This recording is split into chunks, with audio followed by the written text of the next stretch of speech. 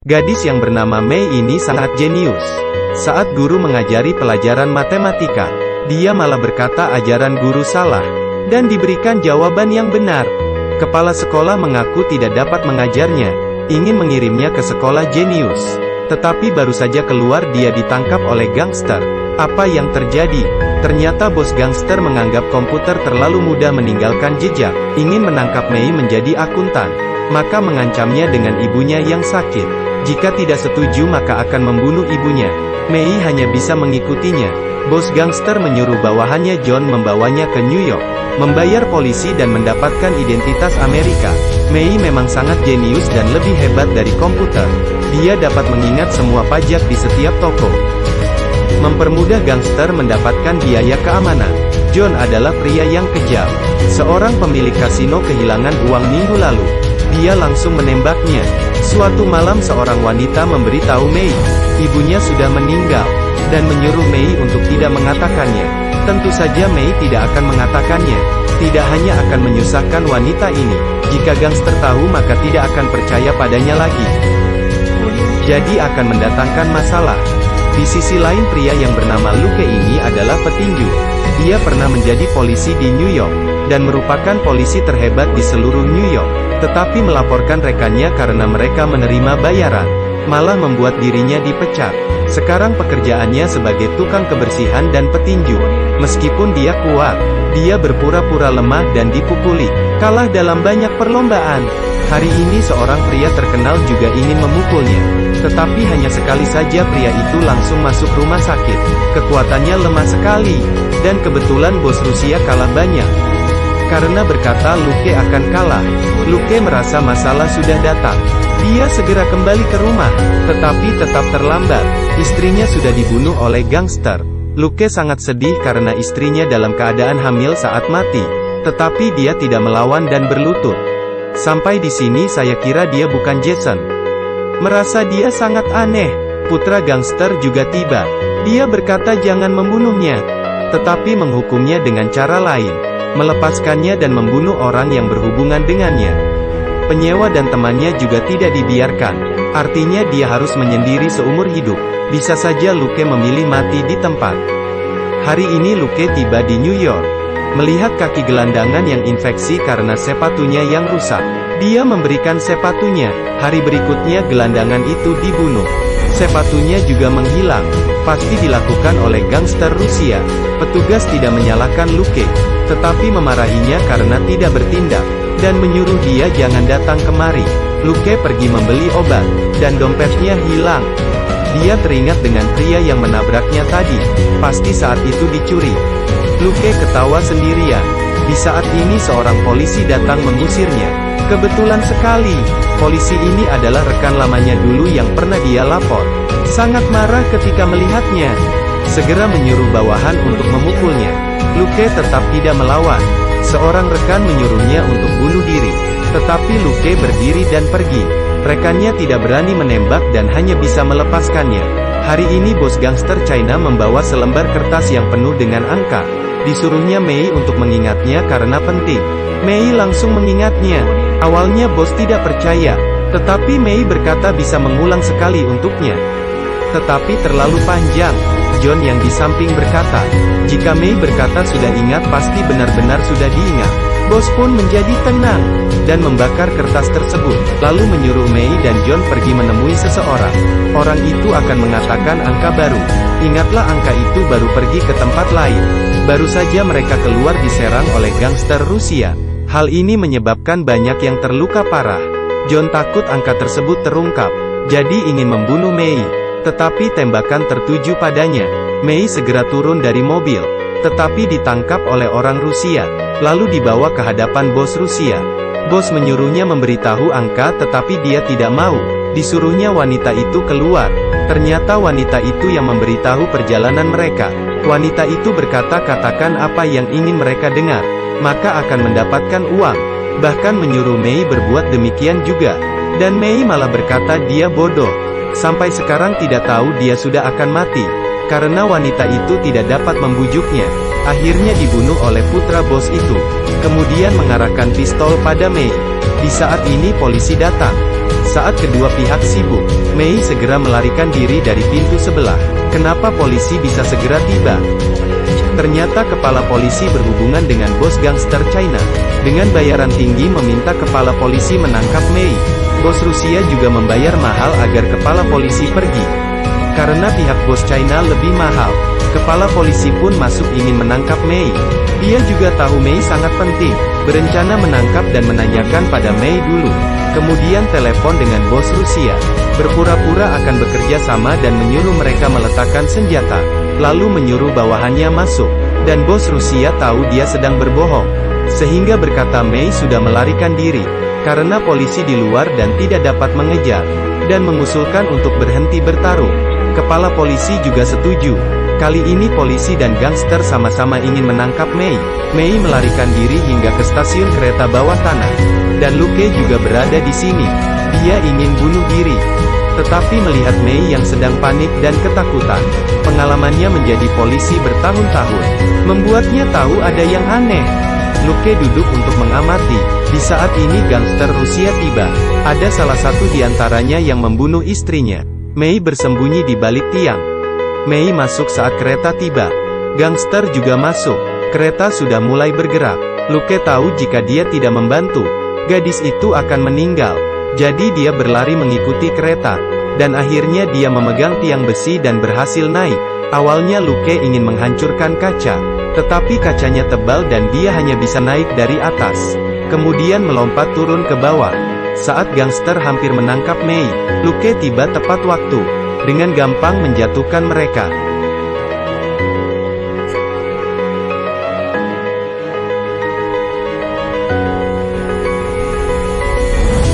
Pria yang membunuh istrinya pun mengenali Luke. Tetapi sudah terlambat. Mei melihat Luke menolongnya. Tetapi dia tetap tidak percaya padanya. Sebelum kereta bergerak, dia segera turun dari kereta. Tetapi Luke juga melompat keluar meskipun kereta sudah jalan. Mei baru saja keluar dari stasiun. Sekarang ditangkap oleh dua polisi. Untung saja Luke tiba dan memukul mereka. Di saat ini gangster Rusia juga tiba. Luke membawa Mei masuk ke mobil dan menabrak mereka. Keterampilan mengemudinya sangat baik. Di jalanan yang ramai dia mengendarai dengan tenang. Gangster Rusia tidak bisa. Dengan gampang mereka tertabrak. Sebuah mobil mengikuti mereka dan ditembak oleh Luke. Luke membawa Mei bersembunyi di sebuah hotel mewah. Dan juga bertanya pada Mei kenapa banyak orang yang ingin menangkapnya. Mei segera mengatakan pengalamannya. Dia diculik oleh gangster China dan dibawa ke Amerika menjadi akuntan. Suatu hari bos memberi sekelompok angka padanya. Harusnya dengan angka ini dia akan mendapatkan angka lain. Tetapi di perjalanan gangster Rusia muncul. Luke bertanya angka apa? Mei menjawab angka yang sangat panjang. Bagaimana dia tahu itu adalah sekelompok angka, dan bukan dari gabungan beberapa angka? Mei merasa mungkin juga, sebagian besar angka acak. Tetapi ada 5 yang dimulai dengan angka 7 dan 8 kelompok yang dimulai dengan angka 3. Sepertinya tidak normal. Luke langsung merasa itu adalah sebuah kode rahasia, dan merupakan kode rahasia brankas. 3 dan 7 adalah kiri dan kanan. Gangster China mengejar hingga ke hotel. Ternyata mereka meletakkan alat pelacak di tubuh Mei. John bertanya pelayan di manakan mereka. Karena tidak diberitahu John mengeluarkan pistol. Seorang penjaga datang malah ditembak. Seorang petugas menembak penjahat itu tetapi juga ditembak. Suasana sangat kacau. John menyuruh bawahannya menutup hotel. Luke mendengar suara tembakan. Dia menyuruh Mei menulis angka dengan awalan 3 dan 7. Kemudian pergi. Polisi juga akan segera tiba. Dan kedua pihak saling menyerang. Luke membawa Mei ke restoran dan membunuh gangster. Mei ditangkap. Terlihat bahwa tidak dapat menyelamatkannya. Dia hanya memeluk seseorang dan melompat keluar dari jendela. Orang itu mati di tempat. Dan Luke pergi tanpa terluka. Kemudian John dan para gangster juga keluar dari hotel. Polisi melihat sebuah mobil yang aneh. Langsung menembak semua orang di mobil. John membawa Mei melarikan diri dari jalan lain. Di dalam taksi Luke melihat gangster Rusia yang ingin menangkap Mei. Pasti mereka juga tahu. Jadi ingin menangkap putra bos untuk ditanyakan. Dia berpura-pura menjadi bawahannya dan menelepon. Berkata dia sudah memiliki angka itu. Putra bos memintanya ketemu di hotel. Di sisi lain Mei dibawa ke hadapan bos gangster China. Bos menanyakan apakah angkanya diketahui orang. Mei menjawab tidak ada. Ibunya ditangkap, mana mungkin dia berbohong. Dengan ragu-ragu bos meminta John untuk menelepon pria misterius itu. Apakah perdagangan mereka akan diganti ke hari lain? Tetapi pria itu takut. Jadi ingin malam ini dan menukar lokasi saja. Kamu pasti tidak tahu siapakah pria misterius ini. Ternyata sekretaris wali kota New York. Jelas wali kota terlibat dalam masalah ini. Luke datang ke restoran. Langsung membunuh para gangster. Berhasil menangkap putra bos. Dia tidak tahu sama sekali.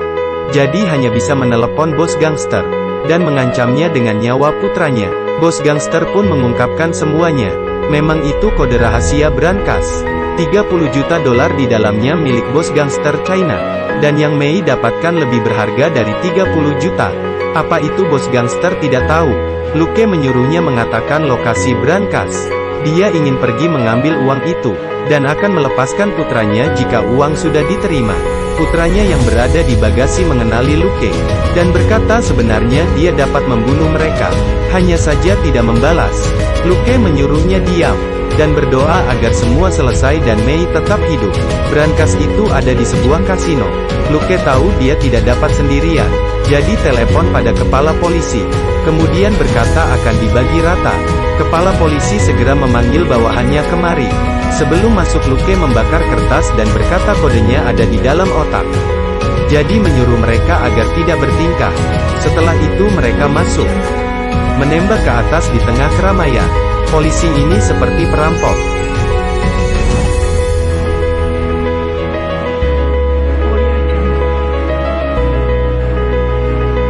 Di saat itu rekannya dibunuh. Kemudian ada yang menembak pintu besi. Pelurunya malah balik ke tangannya. Kepala polisi melihat dan menembaknya. Di saat ini hanya 3 orang polisi saja yang tersisa bersama Luke. Mereka datang ke depan brankas, menghancurkan pintu dan membunuh penjaga. Di depannya adalah brankas. Luke tahu jika dia membuka brankas maka kepala polisi akan menembaknya. Jadi menyuruh mereka meletakkan pistol. Mereka meletakkan pistol ke lantai. Saat membuka kode terakhir, Luke segera mengambil pistol dan menembak 2 polisi. Dan melukai bahu kepala polisi. Tidak membunuhnya karena masih memerlukannya. Di luar kasino sudah dikepung oleh polisi. Tetapi mereka keluar dengan tenang. Karena ada kepala polisi jadi tidak ada yang berani bergerak. Setelah itu Luke mengikat kepala polisi dan dimasukkan ke bagasi. Dan menelepon sekretaris wali kota. Bahkan berkata uangnya sudah diambil. Berdaganglah dengannya. Sekretaris sangat marah. Sekretaris mengaku ada sebuah CD di dalam brankas mereka. Di belakangnya adalah dana organisasi teroris yang tak terhitung jumlahnya dan telah disita. Wali kota tidak berani memakai jadi ingin menjual pada bos gangster China. Lalu mengambil 30 juta itu untuk pensiun. Tetapi Luke mengatakan syaratnya. Menyuruh sekretaris menyelamatkan Mei dan dia akan memberikannya. Saya tidak menjelaskan bahwa sekretaris ini adalah rekan Luke juga. Dengan gampang membunuh John dan para bawahannya. Kemudian menyelamatkan Mei. Malam hari Luke masuk ke kantor wali kota, mengancamnya mengeluarkan CD itu. Wali kota berkata tidak ada di sini, melainkan di brankas yang jauh letaknya. Luke tahu dia punya cadangan. Wali kota pun mengeluarkannya. Hari berikutnya Luke datang. Tidak ada barang yang mau ditukarnya. Kali ini dia datang untuk menyelamatkan Mei. Sekretaris juga tahu sehingga mengarahkan pistol di kepala Mei. Berharap Luke memberikan uangnya. Luke juga mengarahkan pistol padanya dan berkata uangnya tidak ada di sini. Jika perlu harus memerlukan kekuatan. Sekretaris sepertinya mengerti dan meletakkan pistol. Luke juga melepaskan pistol mereka ingin bertanding.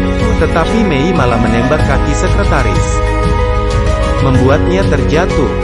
Luke juga mengambil pistol dan menembak sekretaris. Mei punya alasan menembak. Karena dia tahu kehebatan sekretaris ini, Luke bisa saja kalah. Luke pun tersenyum. Setelah itu Luke melepaskan wali kota, memberikan 50.000 dolar padanya sebagai biaya pengobatan, dan melepaskan putra bos Rusia. Kepala polisi berkata dia sudah mencelakai Luke, kenapa masih memaafkan. Luke berkata demi Mei, lalu diberikan semua uang untuk bos gangster China. ditambah dengan selembar kertas. Dikatakan ada 29,95 juta di sini. 50.000 yang diambil akan dibayar lain kali. Jika tidak puas Mei mengingat semua rekeningmu. Jangan mencari masalah. Kemudian Luke menyimpan cadangan CD di banyak bank. Jika wali kota mencari masalah maka akan banyak yang ikut serta. Dengan cara ini bagian politik, dua gang terbesar dan polisi semuanya beres. Luke dan Mei hidup bahagia. Film ini dirilis tahun 2012. Dibintangi oleh Jason Statham. Banyak yang mengira film ini biasa saja. Tetapi film ini memiliki alur. Dan alurnya sangat rumit. Kolusi politik dan bisnis. Lebih menarik dari film Korea. Film berakhir di sini. Sampai jumpa.